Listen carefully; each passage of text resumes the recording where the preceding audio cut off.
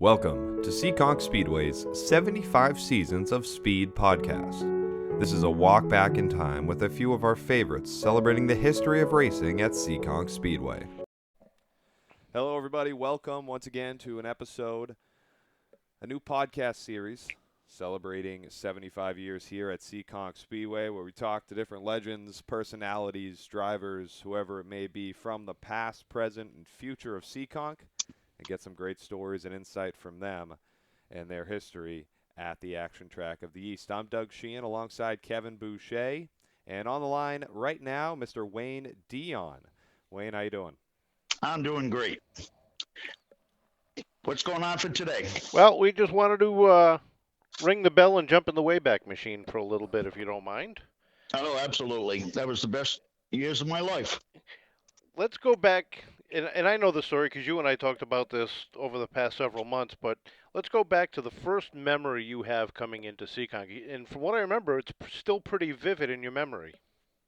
Well, the first time well, I've got a cold, so this might be a crappy interview, but yeah, my dad took me there when I was 10 years old, and I had never been to the Speedway, and I walked up to the fence, and I saw this car that I just fell in love with. It was the Wild Woodpecker that was, I think, owned by Bill Harvey, and the legendary George Summers was driving it, and I just fell in love with this black and gold coupe, and then I found out later that it was from Warwick, Rhode Island, so that's my hometown. So now I end up, my dad buys me a picture. I think it might have been like 50 cents, which seemed to be a lot of money, but I get the picture and I go up to the fence and George Summers autographs it for me. And I just thought that was the coolest thing in the whole world. I mean, here's a little kid, he's got this car he fell in love with, and then the guy comes over and autographs it. And to this day, I still have the photo. It's folded in half, and it's got a big crease in it. But I before George passed away, we became very, very good friends. And I told him I still had this, so it's cool to this day to still have it in my file. Now, over the years, as you grew up and being around Warwick is a hotbed of racing activity from your area, Warwick Neck. A lot of guys coming from that area. What got you involved in the competition end of it? Well, when I was 13 years old, there was this gentleman, Bill Ross. Everybody knows he's a famous builder. Bill lost his arms when he fell on some high tension wires when he was younger. And to see somebody like that owning a race car and doing all that kind of work and everything, and I'm going, geez, this is incredible. Well, one of my friends took me over there at the age of 13 years old, and I started hanging around, and next thing I knew, I was working on the car, just doing little things. But as you get older, and you just start doing more and more and more, and next thing you know, you're the lucky guy that's sitting shotgun in a truck going to the races at 13 years old, and you go, wow, I am the stud. I'm the man now. So I got to go into pits. You could back then at 13. We had some of the best race car drivers as years went on. We had Freddie Estelle Sr., Bobby Sprague, Ronnie Bouchard. We had some great, great, great drivers, and that's how it started. I just fell in love. I couldn't get enough of it. What got you behind the wheel? I was 24 years old. Never ever wanted to be a race car driver. I just thought someday I will own a race car, because that was kind of my goal.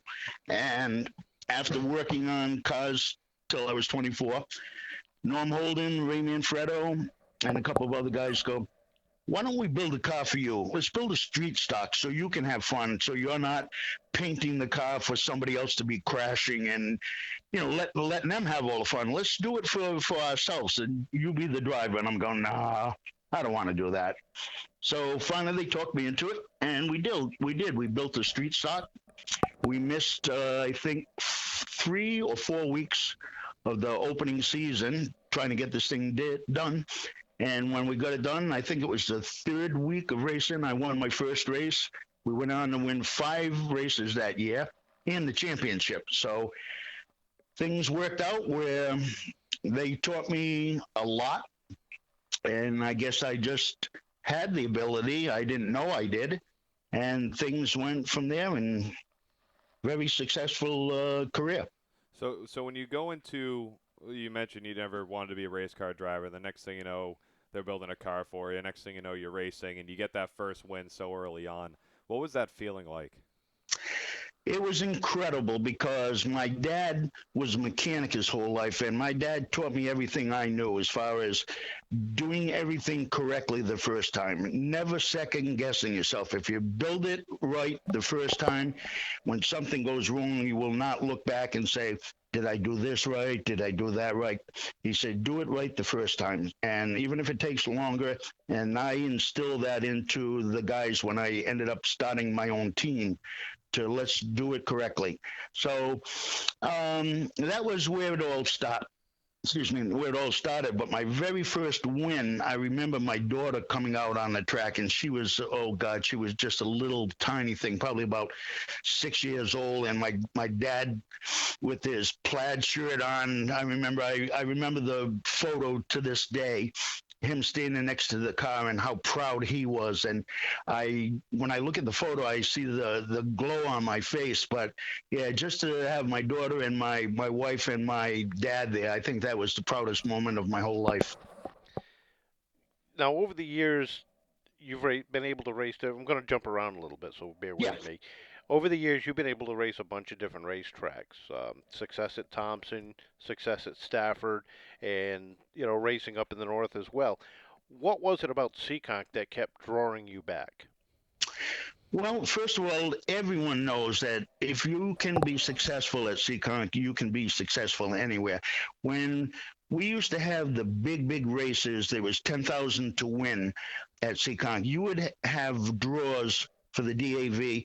You would have draws from all over the country. I mean, some of the best cars around. And to be able to race against people that you've read about in the newspaper every week, the racing papers, to have them come in there and be able to beat them, it was incredible. So that's what gave you the confidence to be able to go out. I remember going to Thompson the very first time, and I had seen it a couple of times, but I had never raced there. And to go out on the track and be so competitive, it was really exciting. And I remember one time driving Kevin's dad's car. We went up to Star Speedway, again, another track I had never seen. And we unloaded, and we went on. I think the time at the time was 15.3 seconds was a good time. And I come out, didn't follow anybody. I just found my own line, and I come in and I said to Babe Branscombe, who was the hot shot up there, I said, "What's a good time?" And he goes, 15.3. I says, "Oh my God, we're going 15.1." So that was, and we were going to be starting right up front of the heat. So I figured, this is going to be a show we're going to win. And we ended up finding a piece in the oil, part of the timing chain. So we were never able to race. But it was just that you could go any place and be fast. When you look back at all your time at Seekonk, tell us.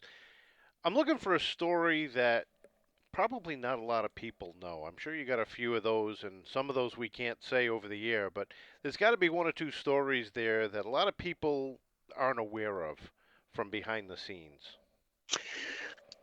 Well, I think everybody knows that we like to party. Like I always said to everyone, we raced hard. I feel that I was one of the cleanest drivers out there. I've always wanted to be. But after the races were over, we liked to party. We had a great time. That's how we met so many great people. As far as stories, there's just so many. I mean, it's really, if you don't think of them ahead of time, it's really hard to think of one in particular. But we just had so much fun, and again, we met so many great people. Everybody thinks that everybody hates each other at the track, which you do you have rivalries and you have people that you might not get along with, but you still respect what they do if they're a good driver or a clean driver.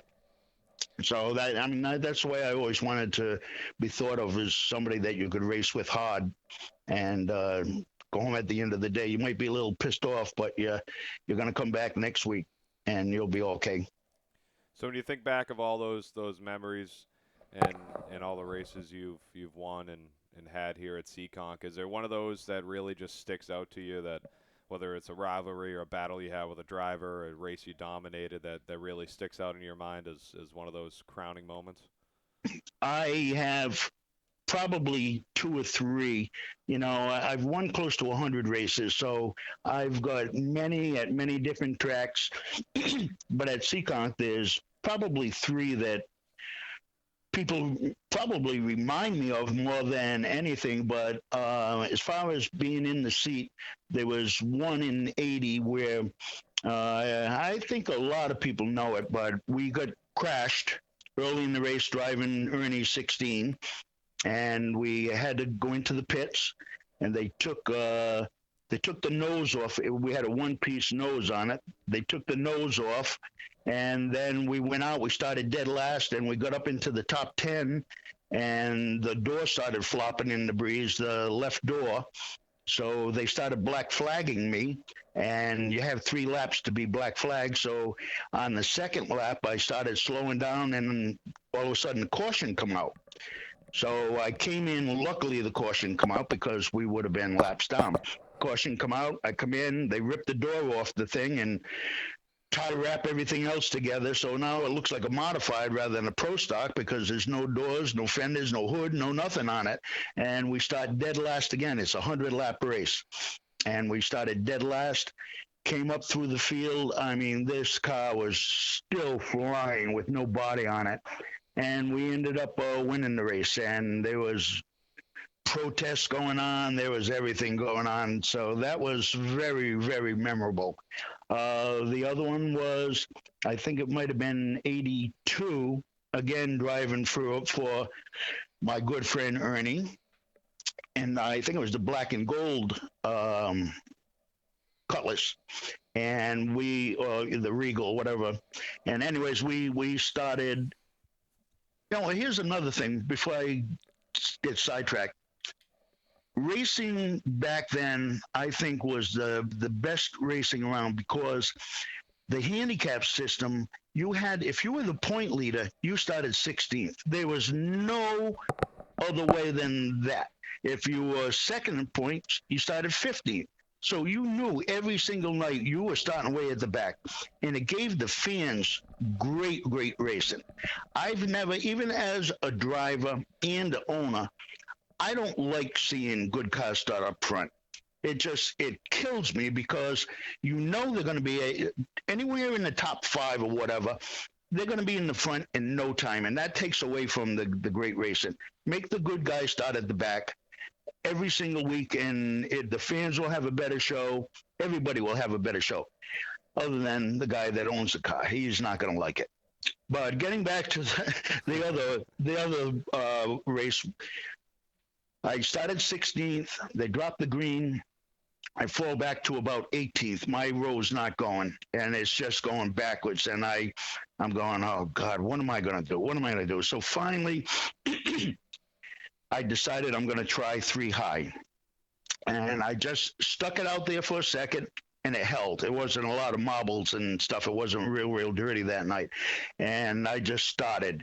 And I would pace it where I knew that if the first, the guys on the inside of me come up to the wall, I'd still, wait that split second, then get the run down the straightaway. And once you get out there and they know you're there, then it's okay. We never came down out of the 3rd groove till I got to 4th place. And Joey Cirillo, I believe, was leading the race, and I came down and I ended up winning the race from running the outside groove. That was probably the most memorable of my whole career. And then I have one more season with my own team, 2002 2003 when we won the 7 features. That was probably the highlight year, not race, but the whole year. We couldn't do anything wrong. We just had a car that was so superior to everybody.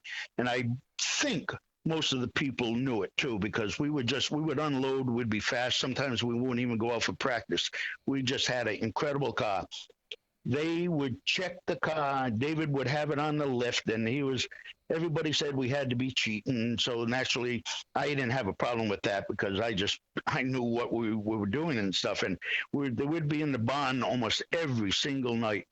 And we had the race that year. I was going by Rick Martin for the lead, and on the outside, and I just edged in front of him. And he was driving me clean. You know, it was a hard race, but driving me very, very clean.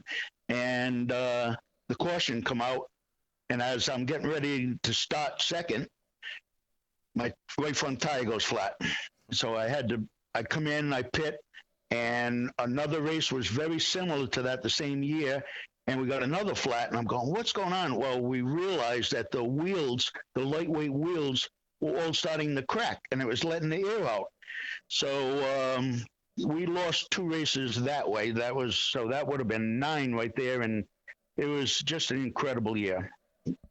That was the highlight probably of my life.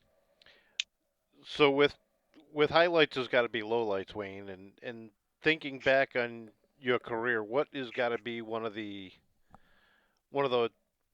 biggest disappointments? Whether it's a night, whether it's a season, or whether it's a circumstance. Well, that was the low life of my career that particular season, because I don't know how to say this, but everything was being done to not help us win a regional championship, and that really bothered me. They kind of destroyed me as far as I didn't want to race anymore after that season. We put in another year or so part-time after that, but my whole team decided we weren't going to race anymore because it was just regional championship was being taken away from us. Looking back at your career at Seekonk, how big was the fan interaction with you and the different competitors, and how much of that did that drive you to want to keep coming back?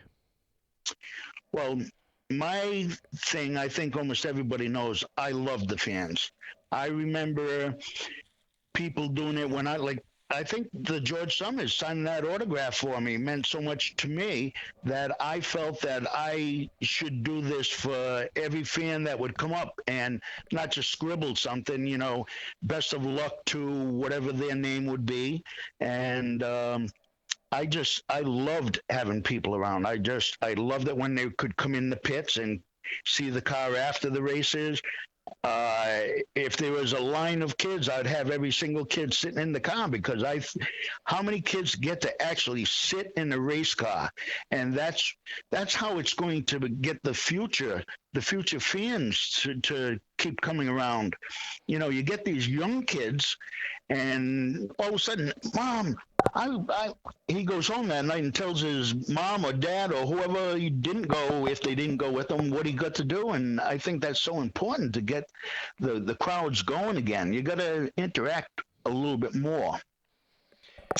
So that was my deal. I just we used to get the hero cards and sign them and just stay as long as we could and interact. Always loved to have little kids around the car. I thought that was just so cool.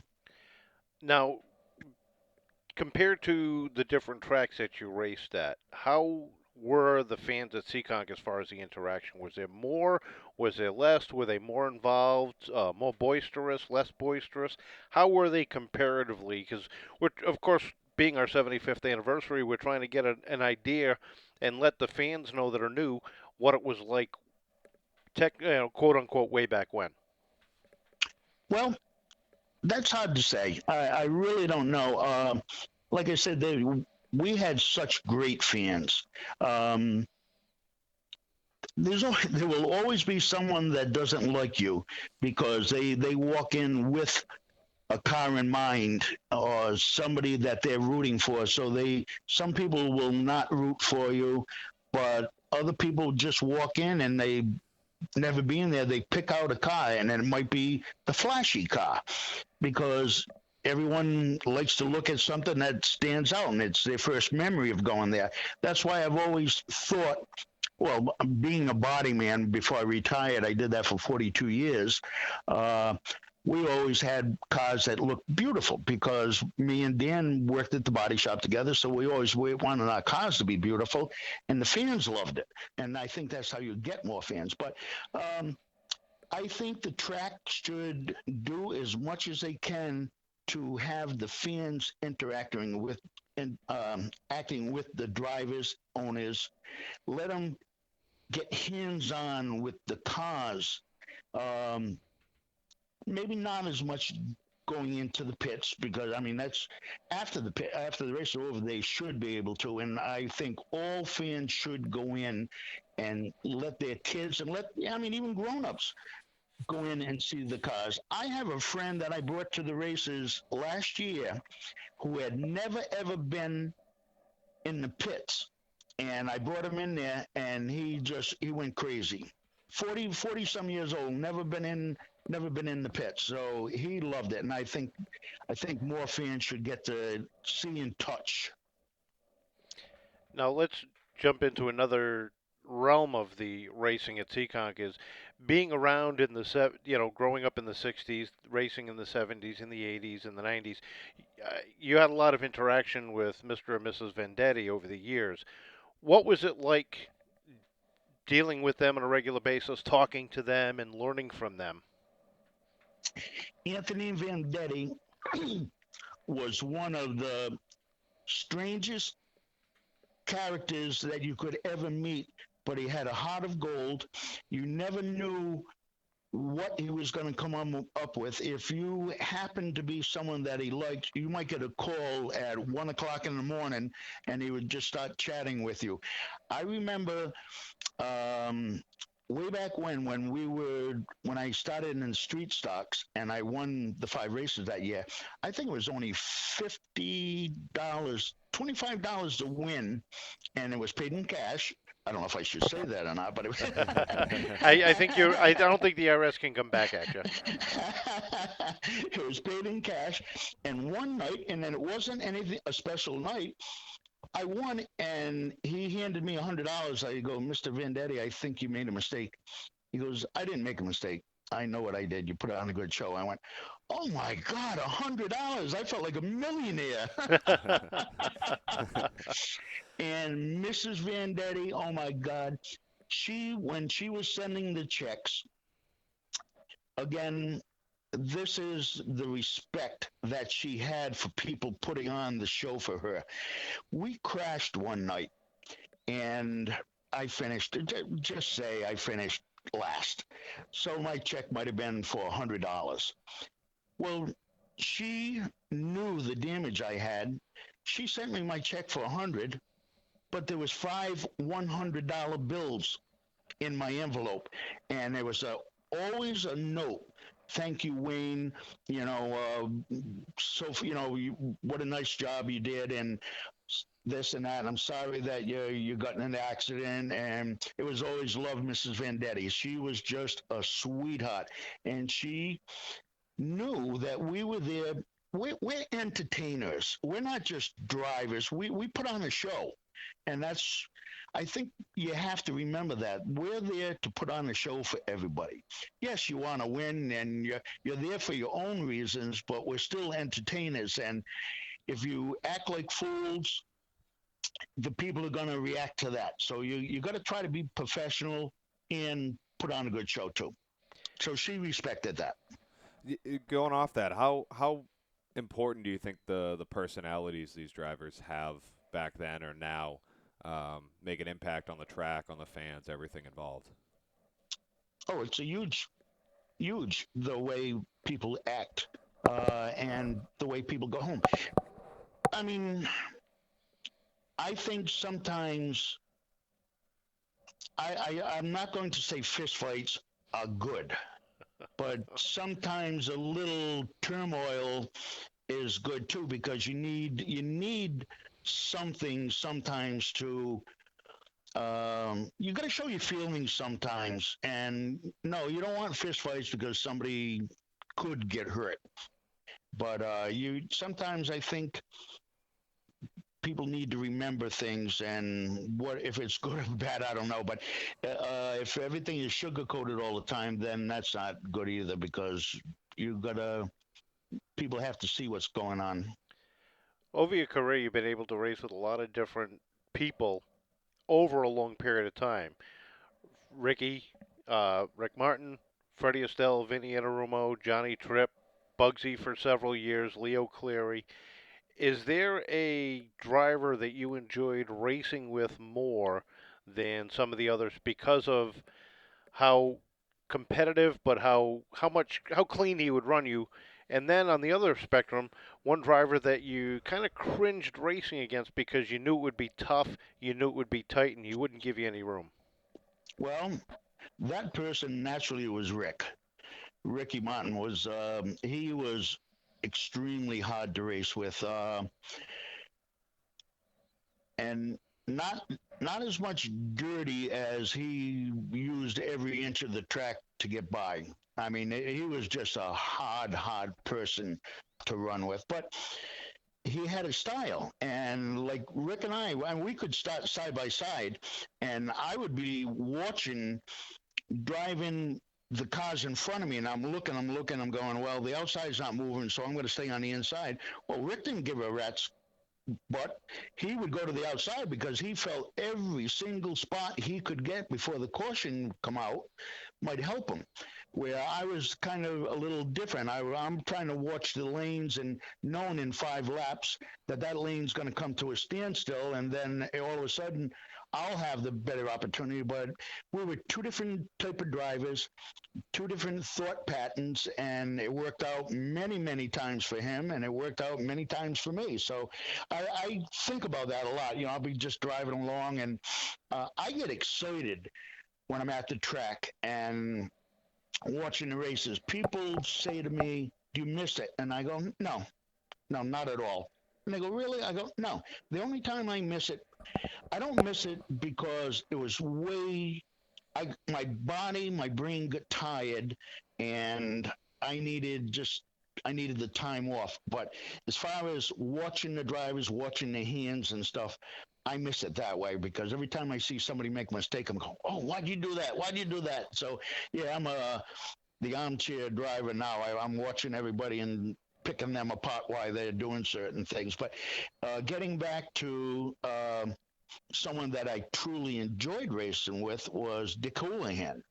Dick was me as far as I was concerned. He was probably one of the cleanest drivers. Lenny Ells also.